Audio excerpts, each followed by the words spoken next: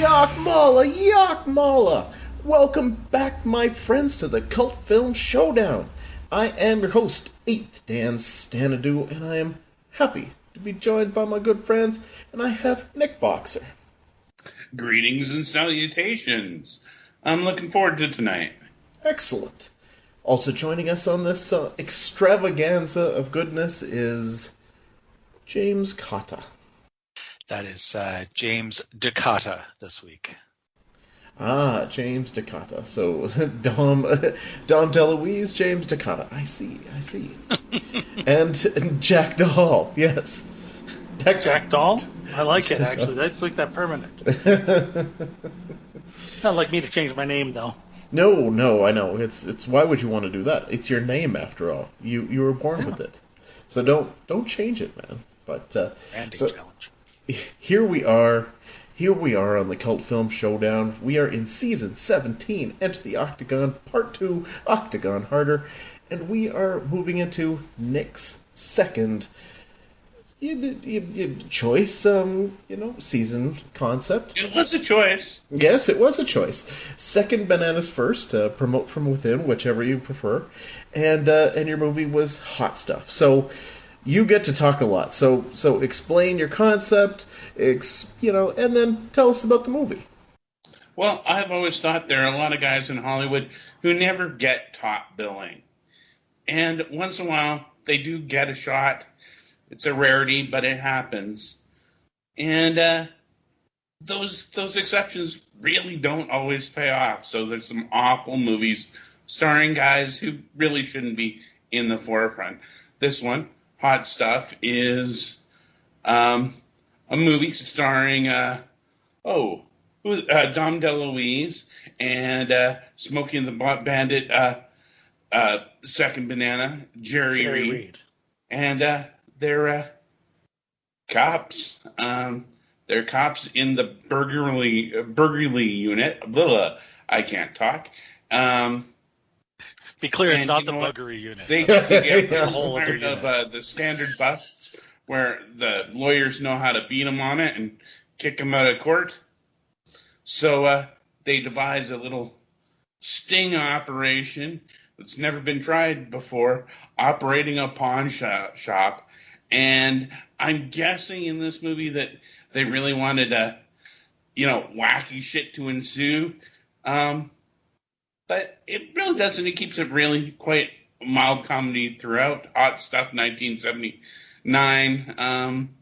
What do you guys think of this movie? Lukewarm stuff.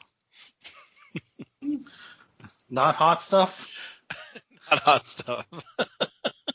Yeah, I think this is a fairly enjoyable movie that's not fit for the Octagon and is not going to do very well. I think it's destined for... I would agree with that. I think it's destined to go near the bottom, unfortunately. But generally as a movie, like if I watched this on my own time, I would have been like, yeah, that's the type of movie I probably would have watched on my own time and enjoyed. And, but yeah, it's not Octagon material. I think the very silly shootout that they have about 2/3 of the way through the movie is the most Octagon-y bit of the film. They decide to arrest a bunch of guys that are selling guns, and choose that they'll do that with no backup and just basically discuss the arrest. Well, they wound up trying to purchase everything. There was nothing that was off limits. This was supposed to be stolen goods, but then it becomes drugs and guns and just whatever the hell they can throw at it. But yes, absolutely, the gunfight in the middle is completely out of place and makes really no sense whatsoever. And especially, does anyone their whole plan does not make a lot of sense to me. No. Other than, if you get somebody on videotape selling stolen goods, I guess that's great evidence. But halfway through this movie, they decided to sell the stuff to get more money to buy more stuff. And that strikes me as not making a lot of sense for cops to do. That seems like it's just as illegal as but they're trying to stop. It is an odd choice. Yeah, but they did kind of try and explain it, just not very well. They tried a lot of things, and none of it was particularly done well in that regard. Because this was Dom DeLuise's, directing debut, and the only film that he ever wound up directing, so... One of those cases where it's just like, he may have been out of his element. Not only as a director, that anyone should watch is the only thing that's easily accessible. Then that's the Dom DeLuise pot scene. Which actually is quite funny. Yeah, it's quite funny, but it's kind of par for the course in the 70s, in that era, late 70s. Like, a lot of movies had a pot scene. It's not as good as the Jackie Gleason acid scene at previous film, but it's enjoyable. It's a silly moment. Are we ready for scoring? I think so. not to unbelabor things, but but we're known for our belaboring of things. That's our bread and butter, actually. Yeah. All right. Well, in our search for the ultimate B movie, we rate each film in 5 categories. None of these categories is objective quality. The first category is called Schlock Appeal. We start with Stan. My favorite part of this movie was absolutely Jerry Reed's theme song. That came, and then there was a movie in between, and then it ended the movie. And essentially, if I could have cut out the stuff in the middle, probably would have been a little bit happier. But it was silly and amusing, and the kind of thing that I would have loved as a 12-year-old. But probably a 4. Actually, I think that's generous, but I'm going to be a little bit more so because I know this is written by Donald E. Westlake, which I mean is, of course, him from the Hunter series or the Parker series. Sorry, and that theme song. I mean, Jerry Reed bumps it up there, so I'll go with a 5. Not high, but. I enjoyed the film, but there's no schlock. It's a Hollywood movie. But I did enjoy the experience, so I'll give it a 4. I'll be the tail end Charlie with only 2. Really, just Jerry Reed has a couple of moments, but that is Jerry Reed gives you the 2. More heart than budget. I didn't see a budget chance. I didn't see a budget either. I don't think that this. I mean, Dom DeLuise showed up, Jerry Reed showed up, but I mean, I'm not too sure that they made their call times. Yeah, I'm not too sure that anybody else cared about showing up. This was so typical of this kind of comedy that I would just give this a 2.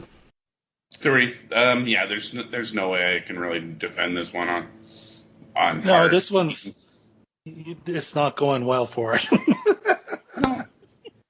It's not going well for it. Sometimes it happens. I suspect this will not be our season.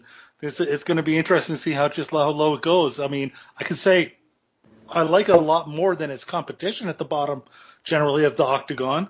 I enjoyed it more, but as far as scoring here, I mean, what can you give this? It's a Hollywood movie. It didn't lack for the budget to do whatever they wanted to do. So I'll also give it a 2. Car chase in there. They got Jerry Reed. I mean, yeah, wouldn't have killed them. I gave it a 2.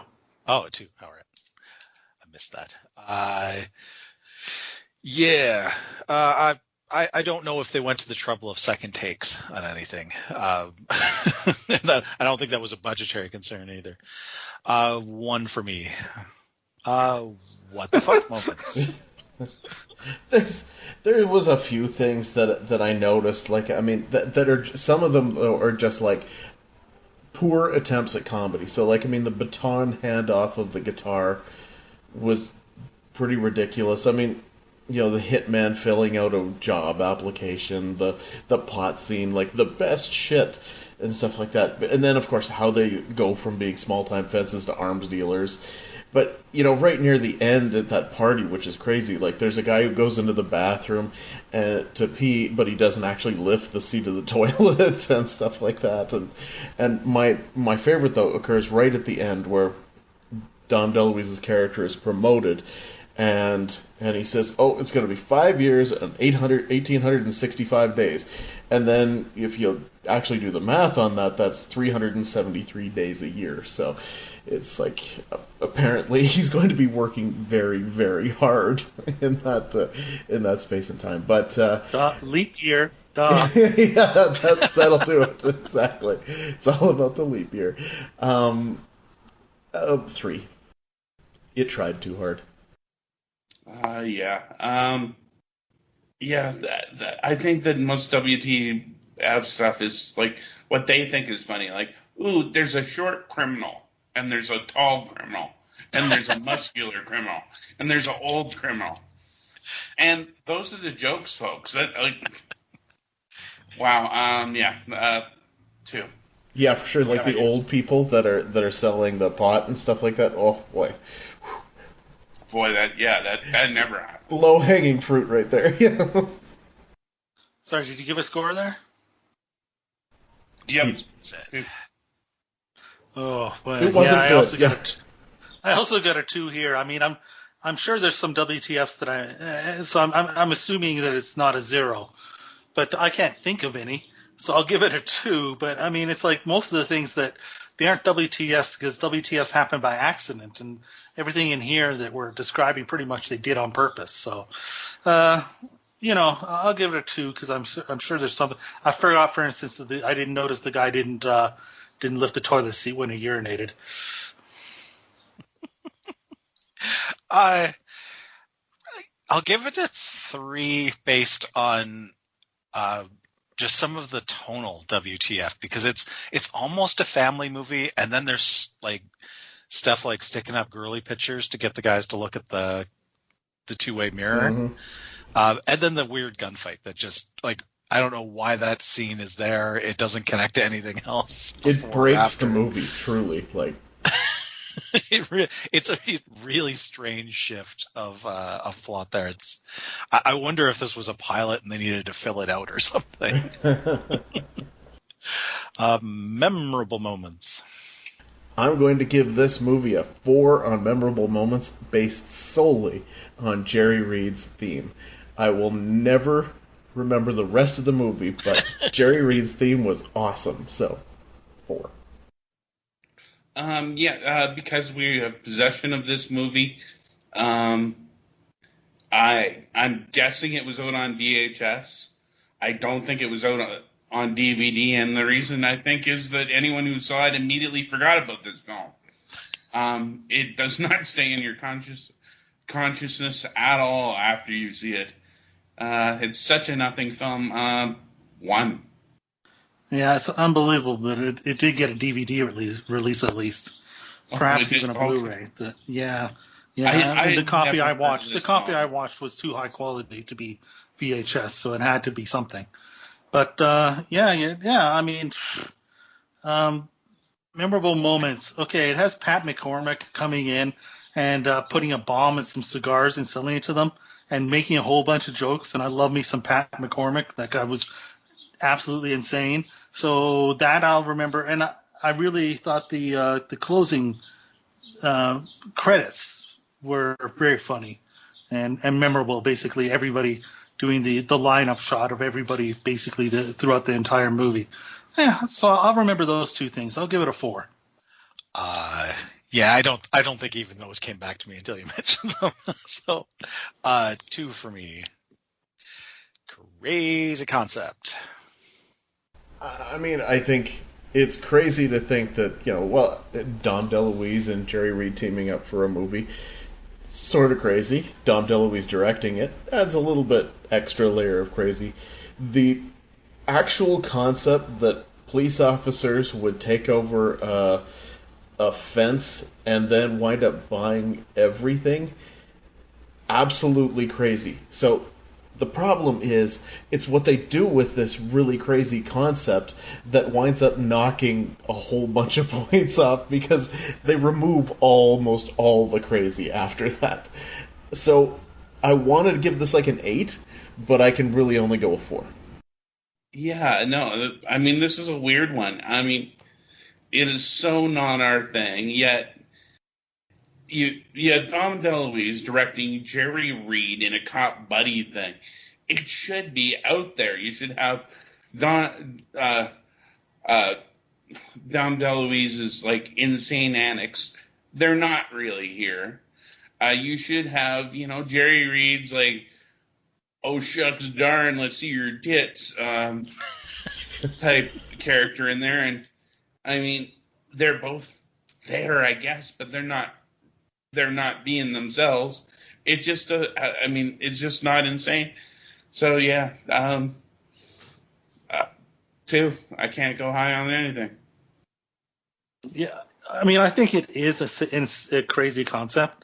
It's just that it got the Hollywood sheen on it to take the craziness out of it. Like the concept itself, if we gave this same concept to one of our favorite B-movie directors, they could have done so much with it, because the concept itself is pretty nuts. It doesn't make any sense. So I will give it a 5, but it's too bad that the Hollywood sheen keeps it from scoring even more. I think it's I don't know if it's like, I think it's a little bit of a wacky concept, but I don't feel like it's a whole movie as a wacky concept, which is it's like a sketch, or it's like a like a bit from a stand-up act as opposed to a whole movie. I'll actually give it more. I'll give it more points because of that, because it doesn't feel like they really worked this one out. But they did try to milk it for all it was worth. Oh God, it is. If you want to see people selling stuff at a pawn shop, this is the movie for you, because there's a lot of it. Yes, like if you want the fast-paced glamour of used item resale, then yeah. Now you have me thinking. If you take out the party scene at the end and the gunfight, there's probably 70 minutes of movie, and probably 67 of that is people selling stuff in a pawn shop. And it's not going to go well for you to watch just that part. Like, I think maybe now we know why they put the gunfight in, because everybody was bored senseless before they were like, okay, we got to keep people going. People watch porn stars all the time. That's what this movie was, an episode of Pawn Stars with a gunfight at the end. and just as much stolen merchandise. Heyo. I'm gonna go with the 4, because actually, as I talked about that as the whole concept, I'm imagining the pitch meeting where they say that and they're like, and then what happens? We're like, no, nothing. That was it. Well, that is what happens. Just that, over and over for like an hour. 4 for great. All right. Well, that closes out the balloting, and that gives it a final total of an anemic 29.5 out of 100, putting it at 3rd from the bottom on the Octagon. Couple of points, point and a half below Viva Knievel, and right above Food Fight. Oh, yes. Wow. Yes. Just you're owning the bottom of the Octagon there, Nick. I think that don't try anything you can't win. That's true. It's always a competition between Nick and I for who's going to have the most in the bottom of the Octagon. We swing for the fences. Well, yeah, there's no question I would way rather watch this movie than Food Fight again. So I'll give you that. I realized that I would rather, the 2 movies I'm just thinking I'd most not want to watch is, China Salesman, because I never even finished it once. And whatever that one with Lindsay Lohan was. That's Among the the other Shadows, movie that I which most is, want to watch. Among the Shadows, which would be the 6th from the bottom right now. I think Nick and I have evenly split the bottom 10 now. That can't be. You can't have as many as I. I was the one who brought China Salesman. No. You were, but I brought State Park, Among the Shadows, Tale of the Mummy. Oh yeah, you got some crap in there. There's no question. But again, those bottom 3.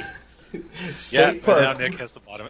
Nick has bottom 3, and I have the next 3. So the thing is, Nick might have the top 3 as well, though. That's what I'm telling you. Swings for the fences. That's who is that? It's a Babe Ruth that had the strikeout record the same year he had the home run record. Pretty much, yeah.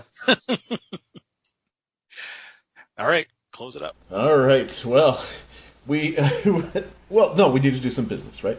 Oh yeah, we're on Patreon, and we have started posting exclusive Patreon episodes. Those are not an early bird; they will only be available to our Patreon supporters, and we are also on Instagram at Cult Film Showdown, and we are sponsored by WeTalkPodcasts.com, the home of the Octagon, and We Talk Podcasts has a Facebook and they have a Twitter. And please subscribe to the show on YouTube or your favorite podcast app.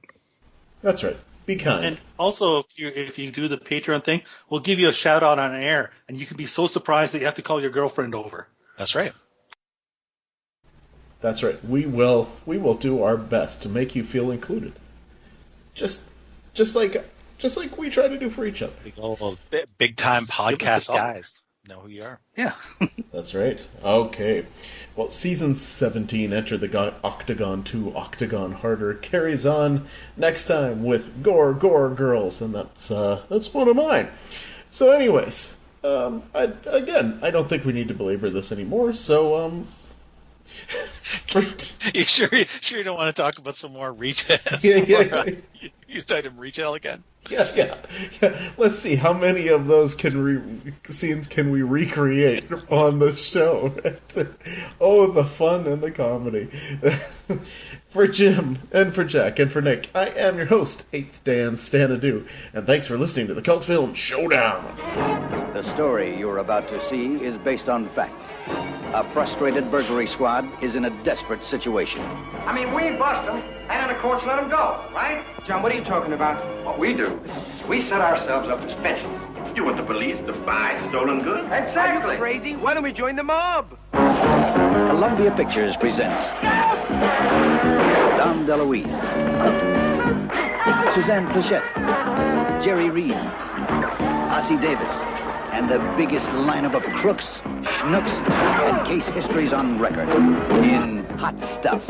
The story of the most successful fencing operation ever run. You're under arrest. By cops. So, hold on to your hat, your car, your portable TV, your electric guitar, your transistor radio, your cops, your robbers, your fish, your raft, your hair, your van, your motorcycle, your surfboard, your sanity. Little Orphan Annie in Florida. What's in sugar? And your sense of humor. Because only one person could take a story this true and make it seem so unbelievable. I'm hiding behind gasoline! Dom DeLuise. Hot Stuff. You won't believe it, but it really happened.